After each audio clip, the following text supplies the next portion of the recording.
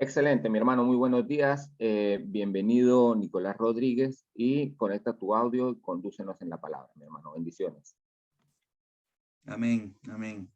Bueno, es un gusto nuevamente estar con ustedes, Sergio, Charles, Douglas, Narda, y bueno, Miguel. Nuevamente, la verdad que es familia, se siente bien, corazoncitos, claramente. Vamos a ver una segunda parte de lo que tocamos en su momento hace domingos atrás, cuando Miguel me contactó. Se quedó con el contexto de que detrás de lo que hablamos en Primera de Pedro, de que fuimos llamados a padecer, habían otros llamados. Y ahora vamos a tocar otro de esos llamados dentro de Primera de Pedro. Así que, pero antes de ir allá, quiero primero compartir pantalla y vamos a... Ahí sí. Creo que ven bien mi pantalla, ¿no? Perfecto. Vamos a orarle a Dios porque esto es importante para nuestras vidas, que sea de edificación y de aplicación también. Oremos. Dios Todopoderoso, amantísimo Padre Celestial, venimos ante tu presencia, Dios, dándote gracias por este hermoso día, el día del Señor, el día en que glorificamos, adoramos tu nombre, Padre Celestial, el día en el que tu palabra nos habla a nuestras mentes, a nuestros corazones. Todos los días son tuyos, Padre Celestial, pero este es el día que tú has definido para poder estar solamente dedicado hacia ti, Padre Celestial. Nuestro cuerpo, nuestra mente, nuestra alma, nuestro espíritu, en devoción hacia ti, porque este es el día del Señor. Gracias por la comunión con los hermanos en Iglesia de Melipía. Te pedimos que a cada uno de ellos lo bendigas, que los fructifiques, que sean luz en medio de tinieblas, Padre Celestial. Dios Todopoderoso, ayúdanos para que este mensaje que es de tu palabra hacia nosotros sea edificación para nuestras vidas. Dios Todopoderoso, te damos gracias por todo y en el nombre de Jesús es quien oramos. Amén. Bueno, hermanos, vamos si bien es cierto, ya les comenté que vamos a hablar sobre Primera de Pedro, yo quiero que veamos dentro del contexto del tema de hoy eh, algo que es muy importante que entendamos. El tema de ahora se llama de las tinieblas a la luz. Pero, ¿qué significa de las tinieblas a la luz? Quiero que me acompañen. Vamos a ir a vamos a ir a Colosenses primero. Vamos a ir a Colosenses capítulo 1, versículo 13.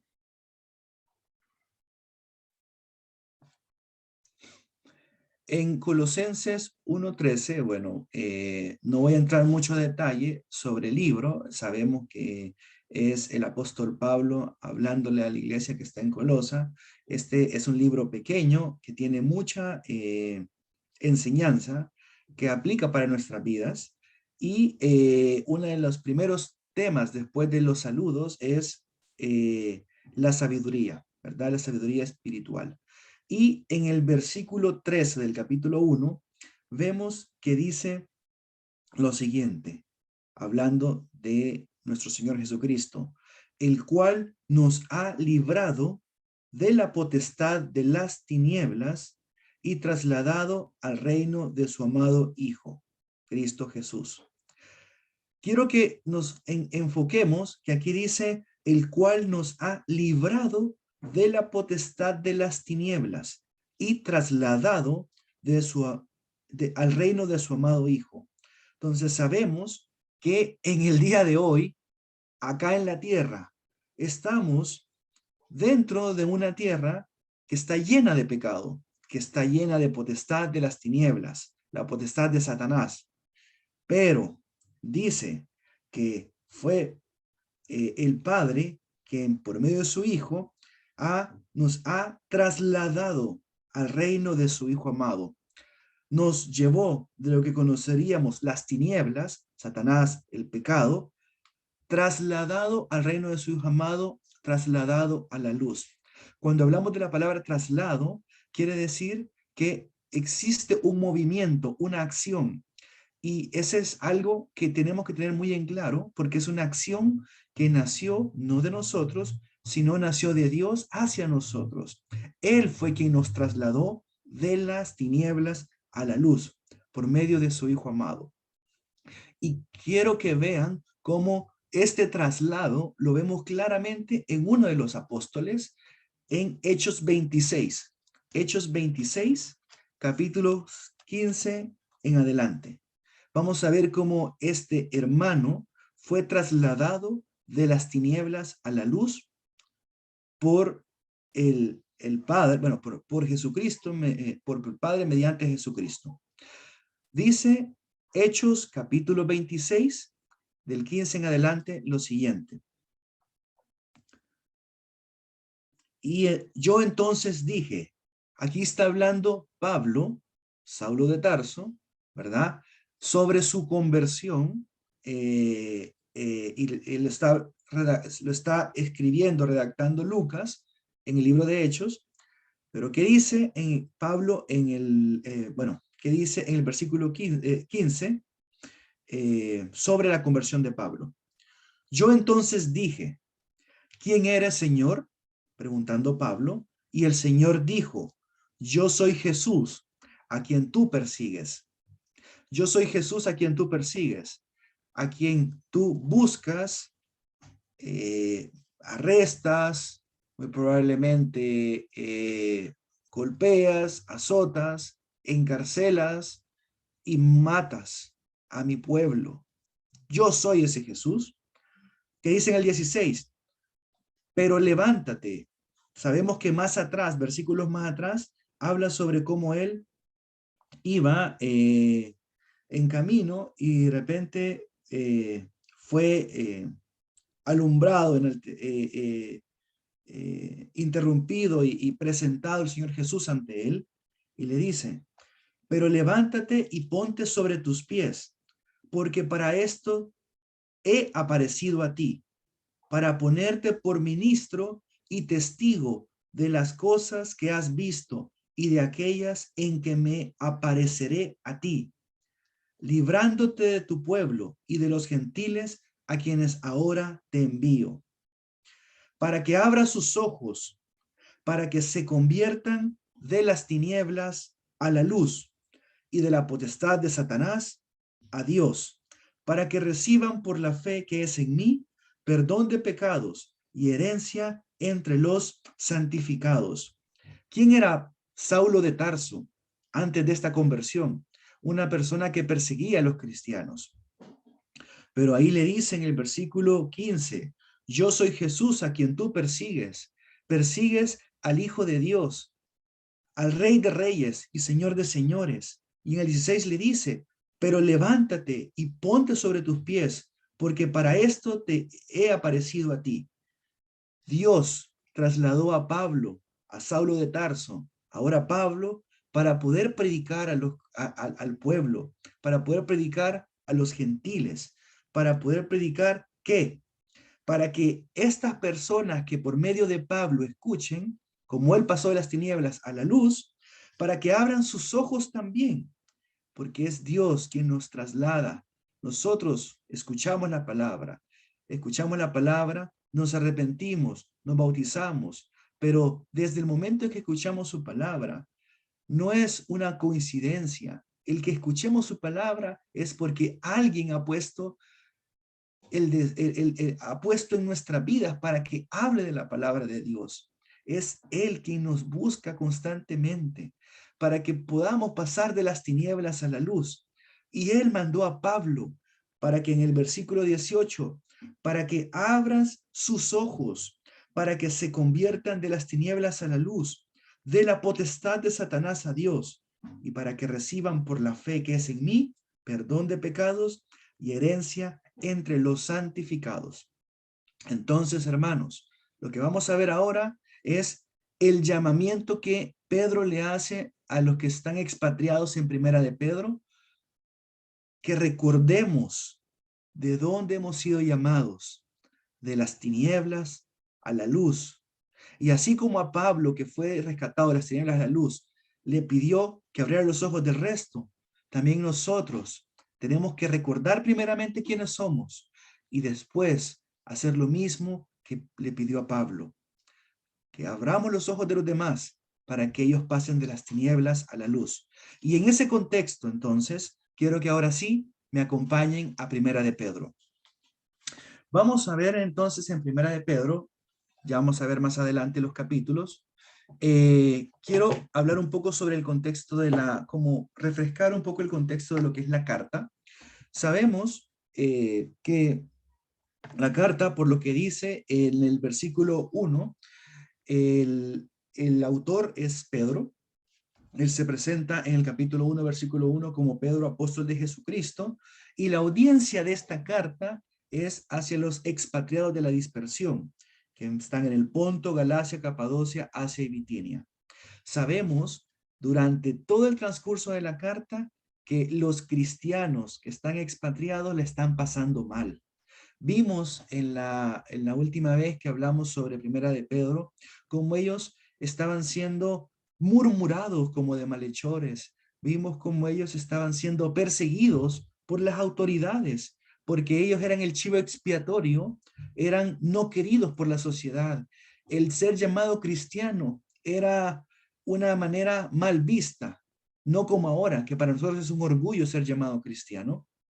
Sabemos que muy probablemente en Primera de Pedro, cuando Pedro escribe a estos hermanos, estaban bajo el imperio del reinado de Nerón, un emperador despiadado que sabemos, según la historia, todo lo que hizo, ¿verdad? Para glorificarse él y también para castigar y tomar como a los cristianos como chivos expiatorios.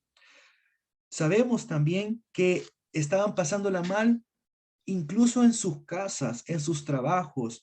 Recuerden que les decía que sean buenos, que aunque tengan jefes difíciles de soportar, que sean amables con ellos. Les decía también a las esposas que tienen esposos que no son creyentes, que por su conducta casta y respetuosa pueden ganar a sus maridos para que conozcan a Dios. Le estaban pasando mal los hermanos en la calle, en sus trabajos y dentro de su núcleo familiar, en sus casas. Y es en ese contexto que les pide que sean llamados a padecer como Cristo padeció por ellos.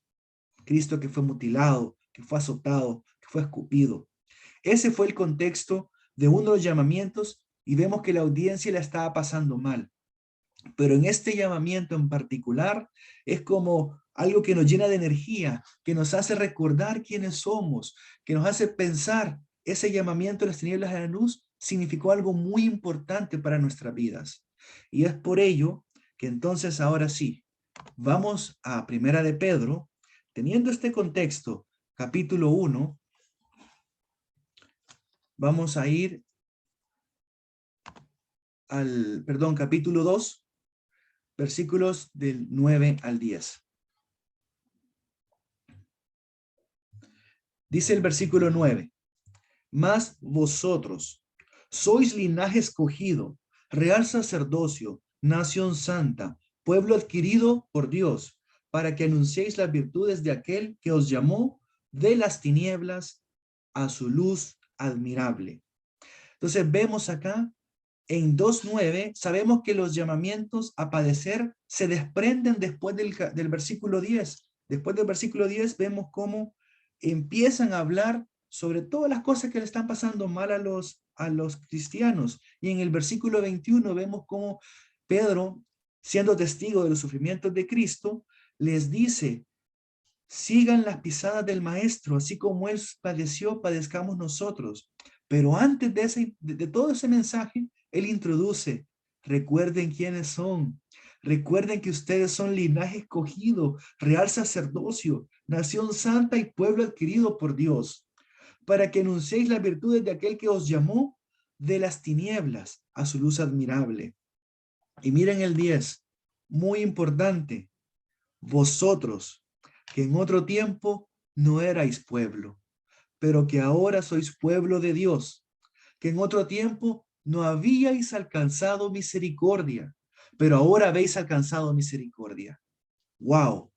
Estamos hablando de que no somos cualquier cosa, somos linaje escogido, pero antes no éramos parte de ese pueblo y fue por su infinita misericordia que hemos alcanzado esa misericordia y podemos llamarnos linaje escogido, real sacerdocio, nación santa, pueblo adquirido por Dios.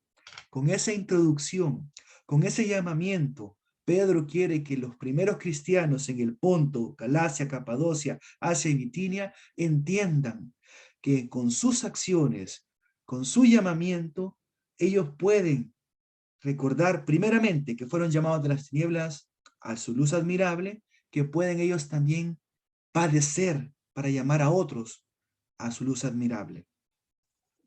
Veamos entonces nuestro enfoque de esta mañana. Como les mencioné, hablábamos sobre Primera de Pedro, capítulo 2, versículos 9 y 10. Vamos a ver cómo estos llamamientos en Primera de Pedro se denotan en estos tres llamamientos. En el 1:15, si ustedes ven, vamos a estar siempre en Primera de Pedro, así que vamos a ocupar la Biblia. En Primera de Pedro, capítulo 1, versículo 15, vemos que dice, sino como aquel que os llamó es santo, sed también vosotros santos en toda vuestra manera de vivir. Dios nos llamó para ser santos. Primer llamamiento. Segundo llamamiento, en el 2:21, que ustedes lo pueden ver ahí más adelante, capítulo 21, pues para esto fuisteis llamados, porque también Cristo padeció por vosotros, dejándonos ejemplos para que sigáis sus pisadas. Nos llamó a padecer, nos llamó a ser santos, pero nos llamó a padecer.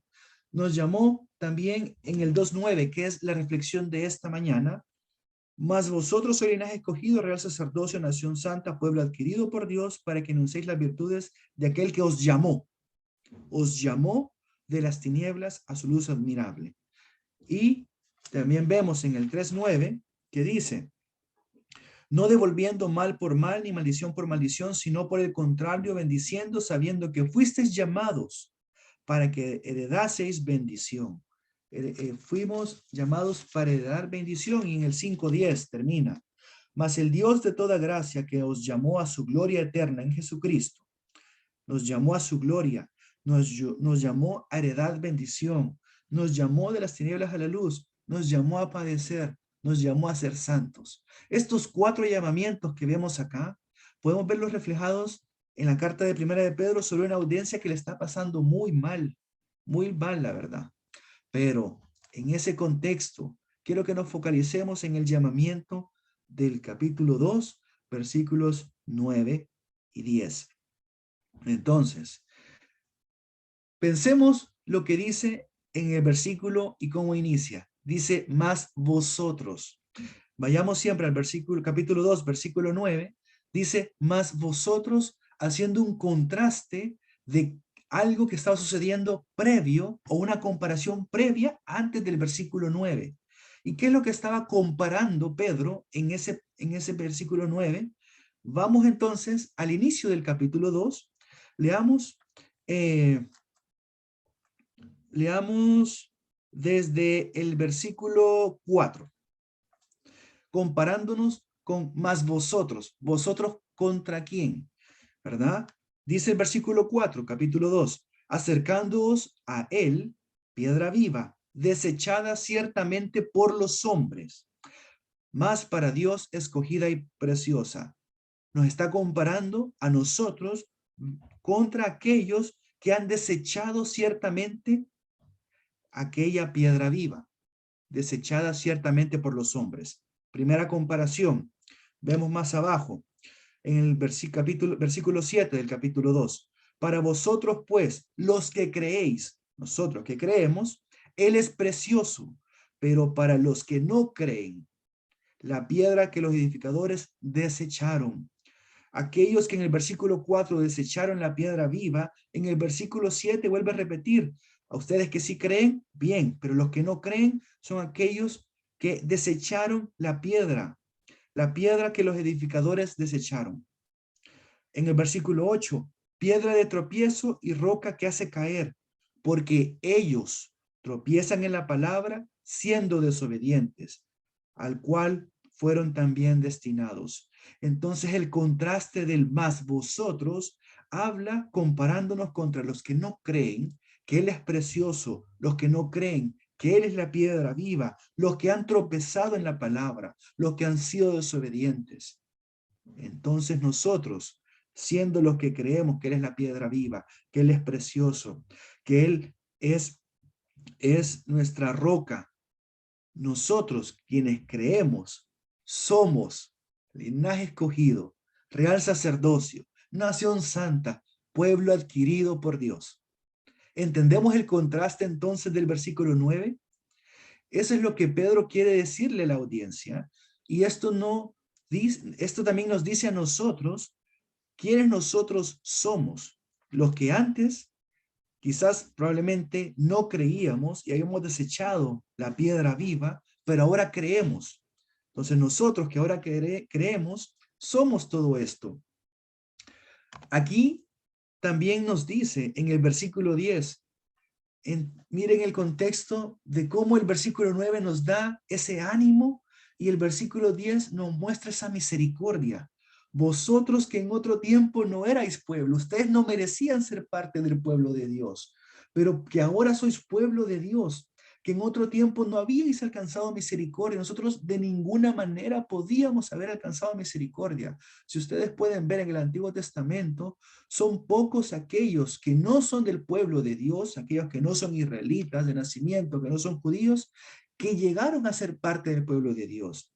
Y incluso hoy, si ustedes ven, para poder ser parte del pueblo judío, de la religión judía que existe hoy, hay que cumplir una cantidad de requisitos, mandamientos que están establecidos en el Antiguo Testamento, que también hoy se hacen, ¿verdad? Pero sabemos que nosotros no estamos bajo el Antiguo Testamento, sino que estamos bajo el nuevo pacto. Ese nuevo pacto en el que ahora hemos alcanzado misericordia. Y aquí la pregunta, pensando que no erais su pueblo, es entonces, ¿quién era su pueblo? Y que no habemos alcanzado misericordia.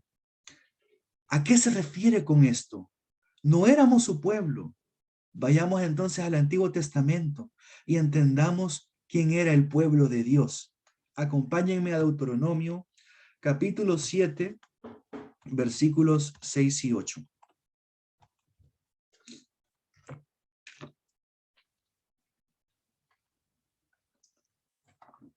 En Deuteronomio, capítulo 7, bueno, y en general lo que es el Pentateuco, los primeros 5 libros de la Biblia, podemos ver la historia del pueblo desde que se muestra la identidad, como la describe Moisés, para que los israelitas sepan de dónde vienen, y también están las leyes, está el rescate del pueblo en Egipto y la conquista de la tierra prometida.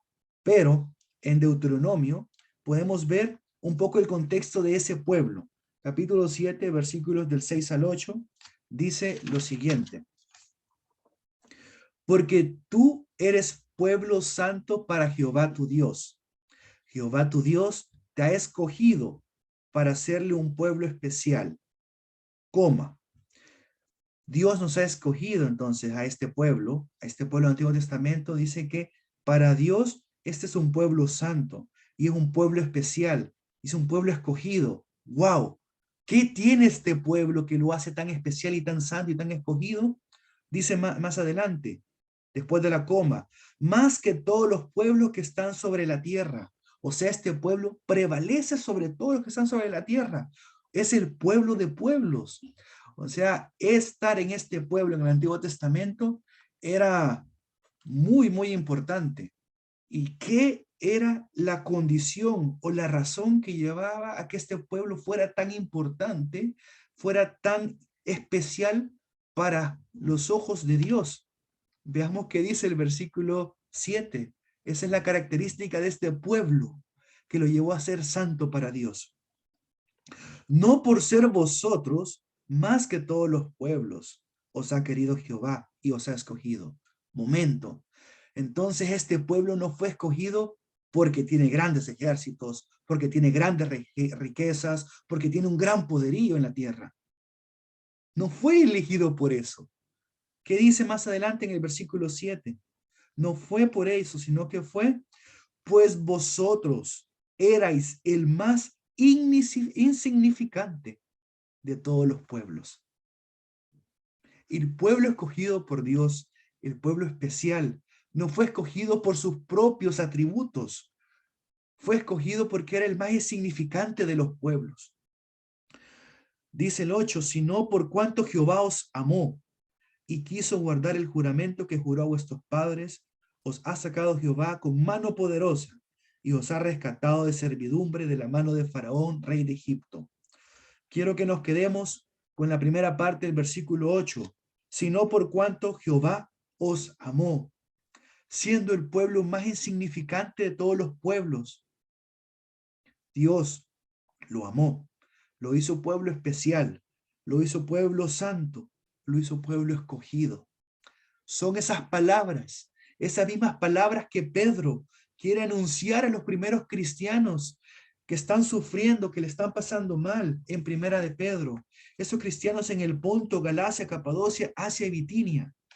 Esos cristianos les dice, al igual que el pueblo en Deuteronomio, ustedes son escogidos, ustedes son real sacerdocio, ustedes son nación santa, pueblo adquirido por Dios.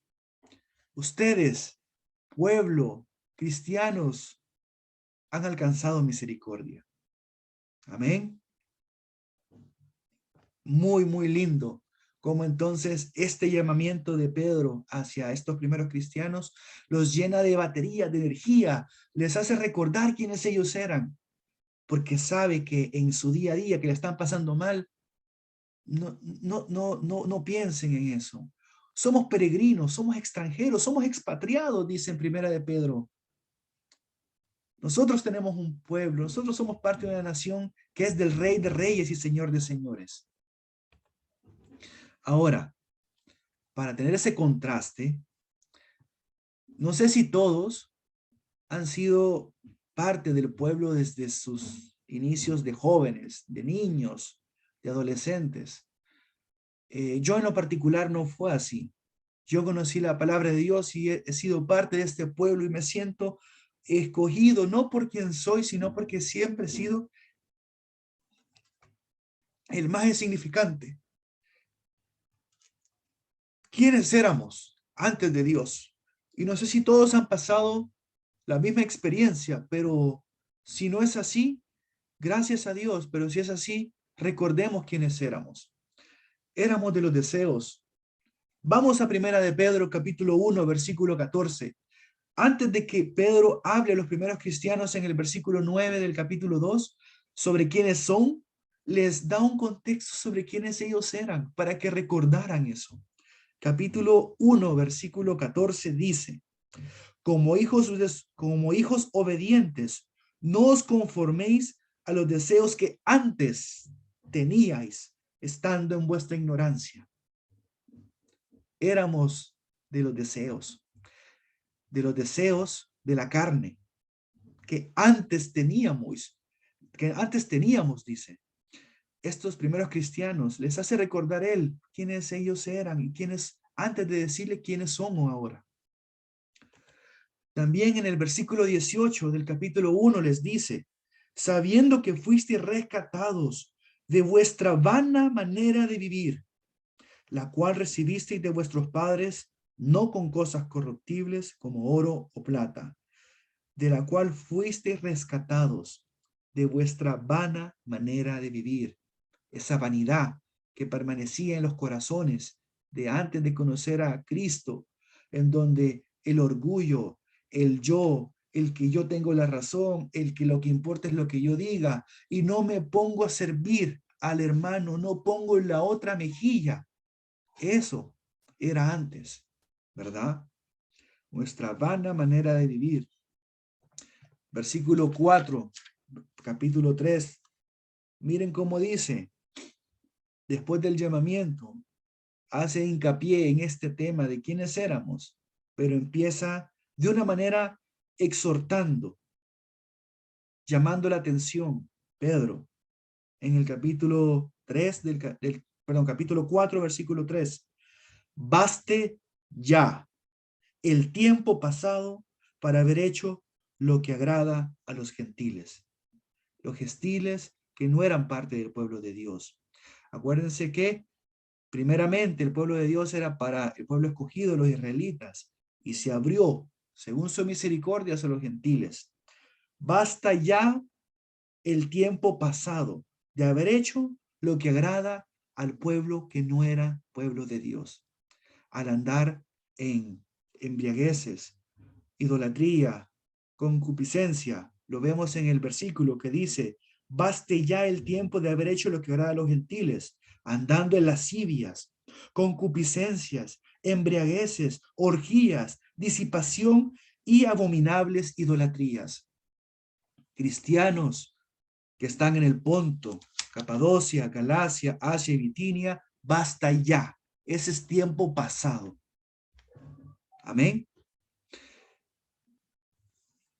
También lo vemos en Efesios, y eso no vaya en Efesios, aquí lo tenemos en la pantalla para que lo leamos. Efesios capítulo 2, 1 y 3. También nos recuerda Pablo de la siguiente manera, lo mismo.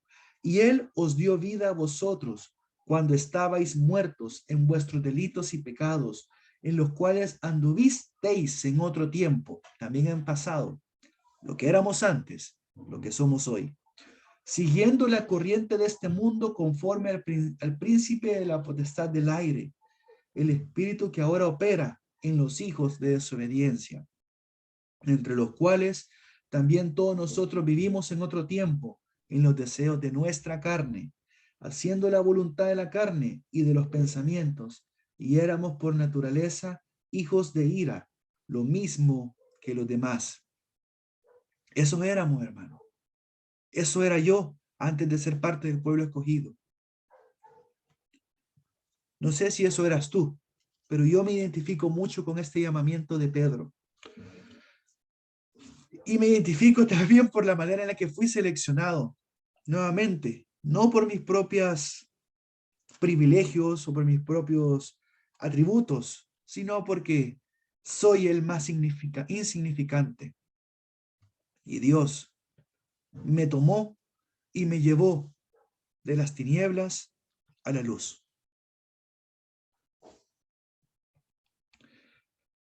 Ya entonces no somos lo que éramos antes. ¿Qué somos entonces? Desglosemos el versículo 9 para entender qué es lo que somos. No somos cualquier cosa. Muchos de nosotros quizás nos podemos este versículo ya de memoria, pero ¿realmente entendemos qué es lo que quiere decir el versículo detrás de cada una de las cosas que menciona ahí? ¿Realmente entendemos qué significa ser parte del pueblo de Dios? Veámoslo. Primero, somos linaje escogido. Al hablar de la palabra linaje, hablamos de una ascendencia o descendencia de una familia especialmente noble. Si lo queremos ver en la actualidad, hablamos ser hijo, nieto, abuelo o padre de un reinado. Vámonos allá al reinado en Europa, ¿verdad? La reina Isabel y todo eso. Si somos parte de esa familia, somos parte de ese linaje escogido, somos parte de esa descendencia noble. Eso es linaje escogido. Y miren, acá no voy a entrar mucho a detalle con los versículos que están ahí. Igual la idea es que ustedes si quieren los puedan leer posteriormente, pero voy a darle lectura, yo que ya los tengo a la mano, a los versículos. ¿Qué significa entonces? Nuestro parentesco, nuestra descendencia, ahora es del Rey de Reyes y Señor de Señores. Yo no sé si ustedes vienen, ¿verdad?, de algún linaje en particular, ¿verdad? Yo no sé si alguno tiene algún apellido de renombre, una familia que sea importante, pero hoy, en el día de hoy, eso no importa, porque el linaje que tú tienes ahora es un linaje espiritual, y ese linaje escogido fue comprado por la sangre de Jesucristo. Juan capítulo 1, versículos del 12 al 13 dice, mas todos a los que le recibieron, a los que creen en su nombre, les dio potestad de ser hechos hijos de Dios, ustedes son hijos de Dios, los cuales no son engendrados de sangre ni de voluntad de carne, ni de voluntad de varón, sino de Dios, quien los amó, quien los escogió, quien para Él nosotros somos especiales. Efesios 1:5, en amor, habiéndonos predestinado para ser adoptados hijos suyos por medio de Jesucristo, según el puro afecto de su voluntad. Por Él, por su infinita misericordia, nosotros hemos sido adoptados para ser hijos suyos, ser parte de esa descendencia, de esa familia, de ese linaje escogido. Gálatas, ¿para qué? Redimiese a los que estaban bajo la ley, a fin de que recibiéramos la adopción de hijos, y por cuanto sois hijos, Dios envió vuestros corazones el espíritu de su Hijo, el cual clama, Abba Padre. ¿Se acuerdan la oración de Jesús cuando habla con Dios y le dice, Abba Padre? Pues nosotros tenemos ese mismo corazón ahora, tenemos ese mismo espíritu del Hijo, y ahora nosotros somos parte de ese linaje y podemos decir, Abba Padre.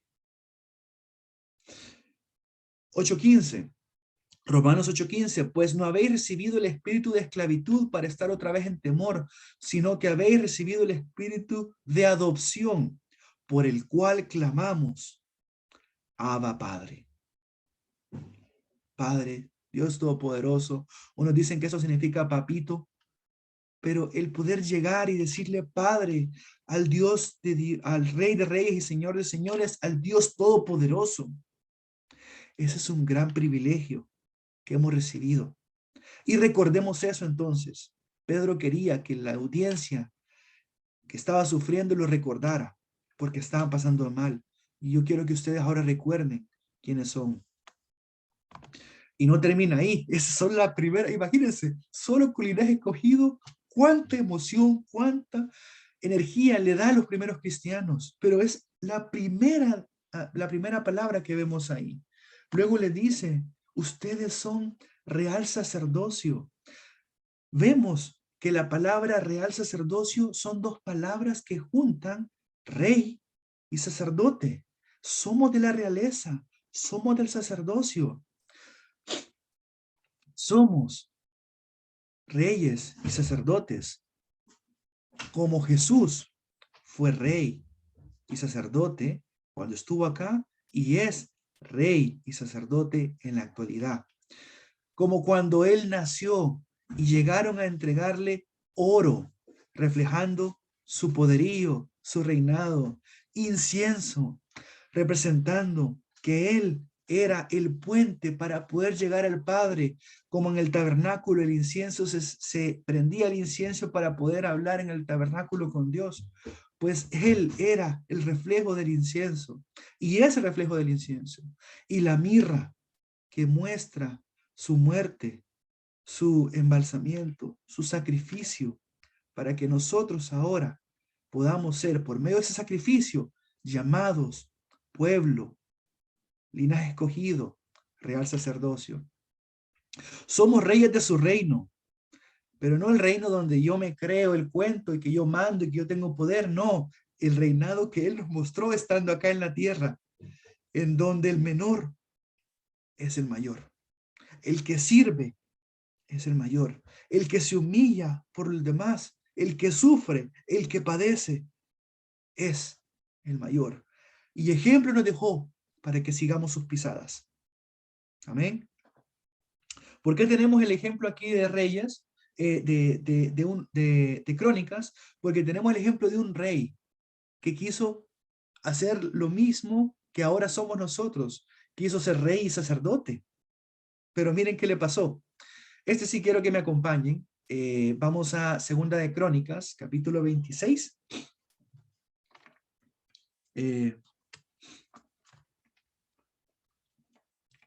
En Segunda de Crónicas, capítulo 26, vamos a leer desde el capítulo 16 algunos versículos. Capítulo 26. Bueno, vamos a empezar quizás para dar un poco de contexto del versículo 3. capítulo 26, versículo 3 al 5, dice, Elam el quinto, Joanán el sexto. Perdón, me equivoqué. Estoy en Primera de Crónicas. Ahí está, ya decía yo. Ahí está, 26, 3. De 16 años era Usías cuando comenzó a reinar y 52 años reinó en Jerusalén. El nombre de su madre fue Jecolías de Jerusalén. Miren el 4. Usías, e hizo lo recto ante los ojos de Jehová, conforme a todas las cosas que había hecho Amasías su padre, y persistió en buscar a Dios en los días de Zacarías, entendido en visiones de Dios. Y en estos días en que buscó Jehová, él le prosperó. El rey Usías fue prosperado por seguir a Dios, ¿verdad? Tenemos ese contexto, él era el rey en ese momento. Que dice más abajo, en el versículo 16 del capítulo 26. Mas cuando ya Usías era fuerte, su corazón se enalteció para su ruina, porque se rebeló contra Jehová su Dios, y entrando en el templo de Jehová para quemar incienso, en el altar del incienso, y entró tras él el sacerdote Azarías, y con él 80 sacerdotes de Jehová, varones valientes. Vemos en el versículo 16 que su corazón se enalteció, y ahora él creía que podía entrar al templo, encender incienso en el altar del incienso, como un sacerdote. Quiso tomar una función de sacerdote. ¿Qué fue lo que pasó? Y se pusieron contra el rey Usías y le dijeron, no te corresponde a ti, oh Usías, el quemar incienso a Jehová, sino a los sacerdotes, hijos de Aarón, que son consagrados para quemarlo. Sal del santuario, porque has prevaricado, y no te será para gloria delante de Jehová Dios.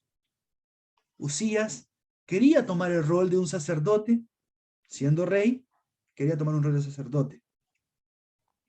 ¿Qué pasa? Y le miró el sumo sacerdote Azarías y todos los sacerdotes, y aquí la lepra estaba en su frente, y le hicieron salir apresuradamente de aquel lugar. Y él también se dio prisa a salir porque Jehová lo había herido.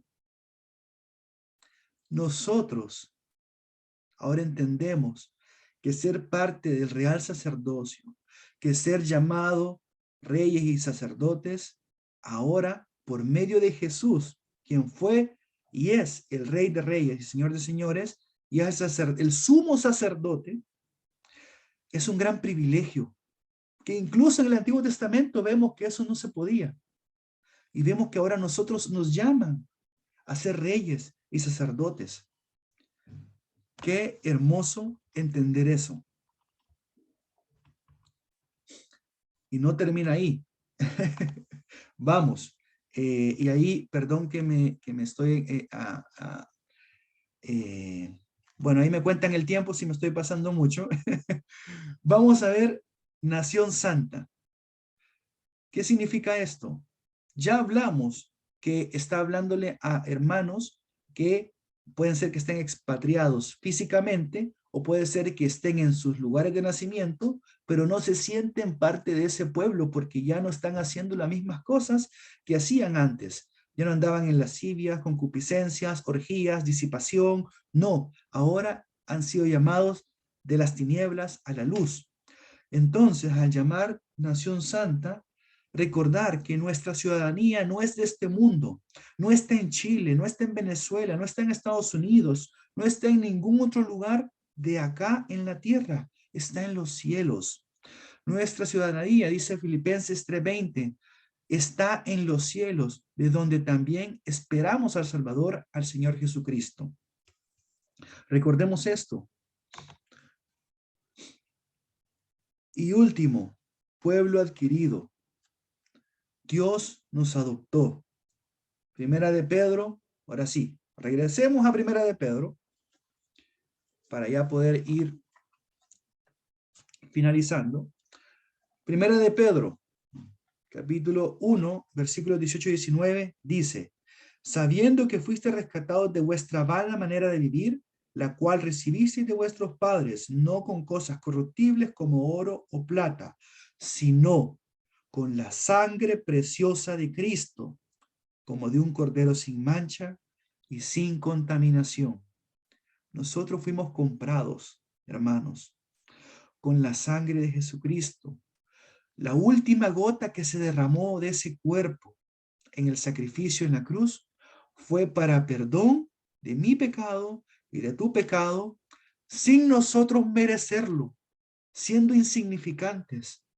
Hemos alcanzado esa gran misericordia. Recordemos entonces que no somos cualquier pueblo, somos pueblo adquirido por Dios. Amén. Ahora que ya sabemos eso, que Pedro llamó a los cristianos a que entendieran esto, les dice, ¿para qué? Para que anunciéis las virtudes de aquel que os llamó de las tinieblas a su luz admirable. ¿Cuáles son las virtudes a las cuales Pedro hace referencia? Más vosotros, que en otro tiempo no erais pueblo, pero que ahora sois pueblo, que en otro tiempo no habías alcanzado misericordia, pero ahora habéis alcanzado misericordia. ¿Qué es lo que tenemos que anunciar ahora que somos parte de su pueblo? Ahora que hemos alcanzado misericordia.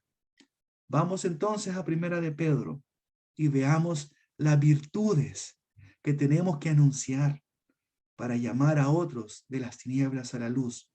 Capítulo 1, versículo 3. Bendito el Dios y Padre de nuestro Señor Jesucristo, que según su grande misericordia nos hizo renacer para una esperanza viva por la resurrección de Jesucristo de los muertos. Él fue misericordioso, Él es misericordioso. Esa virtud de misericordia debemos mostrar hacia los demás, para que esa misma misericordia que fue derramada en mí, sea derramada en otros y puedan pasar de las tinieblas a la luz. Miren el versículo 13, y no sé quiénes se identifican con esto, pero yo me identifico. Por tanto, ceñid los lomos de vuestro entendimiento, sed sobrios y esperad por completo en la gracia que se os traerá cuando Jesucristo sea manifestado. Por tanto, ceñid los lomos de vuestro entendimiento, sed sobrios y esperad por completo la gracia. Esperad. ¿Cuánta paciencia ha tenido Dios con nosotros? Nos pide también que nosotros seamos pacientes, manteniéndonos, sed sobrios, aunque la pasemos mal en el trabajo, en nuestra casa, en la sociedad. La gente murmura porque soy cristiano. Sed sobrios y esperad. Esperad. Él ha esperado por mí, ha esperado mucho tiempo, ha esperado por ti. Y ahora nosotros nos pide esperar. Y no solamente nosotros, sino que también ser pacientes con aquellos a quienes debemos anunciar esas virtudes que Jesús tuvo conmigo de ser paciente. 15:16. Sino como aquel que os llamó es santo. Sed santos vosotros santos en toda vuestra manera de vivir. Porque escrito está, sed santos porque yo soy santo. ¿Qué significa entonces? Que anunciemos la virtud de Jesús que es santo. Seamos santos, seamos apartados para Dios y anunciemos las virtudes. 17. Y si invocáis por Padre aquel que sin acepción de personas juzga según la obra de cada uno, conducíos en temor todo el tiempo de vuestra peregrinación, ya que no es nuestra nación no está acá, está en los cielos. Dice el 17, y si invocáis por Padre aquel que sin acepción de personas juzga. ¿Cuál es otra virtud? No hace acepción de personas. ¿Por qué nosotros a veces decimos, no, es que con esa persona ya no le hablo de Cristo porque no entiende, porque se cerró, porque no, ¿por qué no somos pacientes como Jesús fue paciente con nosotros? ¿Por qué hacemos acepción de personas si Él nunca hizo una acepción de personas y me excluyó a mí? ¿Por qué entonces nosotros hacemos acepción de personas? Anunciamos sus virtudes como Él lo hizo conmigo. Capítulo 1, versículo 19. sino con la sangre preciosa de Cristo como un cordero sin mancha y sin contaminación. Nos pide entonces que busquemos estar sin mancha ni contaminación como Él lo hizo. Y sabemos que la única manera de ser parte de ese atributo, de esa virtud, es siendo hijo de Dios, constantemente siendo y buscando la perfección. 1:20. Ya destinado desde antes de la fundación del mundo, pero manifestado en los posteros tiempos por amor de vosotros. Otra virtud de Dios, Él es amoroso. Por amor de vosotros se ha manifestado, vino a la tierra, dio su vida, compró con su preciosa sangre nuestras vidas para que ahora podamos decir, Abba Padre. Capítulo 2, versículo 3. Si es que habéis gustado la benignidad del Señor. Él es bueno. Él es bueno. El Señor es bueno. Su virtud debe ser proclamada, debe ser vista desde nosotros, su pueblo, hacia el mundo. Y por último, por donde iniciamos nuestro mensaje, capítulo 2, versículo 4, acercándonos a Él, piedra viva, desechada ciertamente por los hombres, mas para Dios, escogida y preciosa. La virtud de Jesús es que para Dios, Él es escogido y precioso, la piedra viva. Y para nosotros, que hemos creído en Él, somos, entonces, al igual que Él, piedra viva. Hemos sido escogidos, somos pueblo adquirido por Dios, somos preciosos para Dios. Y tenemos que anunciar eso hacia los demás, porque nos pide, anunciáis las virtudes de aquel que os llamó de las tinieblas a su luz admirable. Entonces, hermanos, lo maravilloso de la palabra de Dios, que el mismo Jesús, cuando estuvo acá, nos dijo lo mismo. Otra vez Jesús les habló diciendo, yo soy la luz del mundo. El que me sigue no andará en tinieblas, sino que tendrá la luz de vida. Que Dios les bendiga, mis queridos hermanos. Muchas gracias.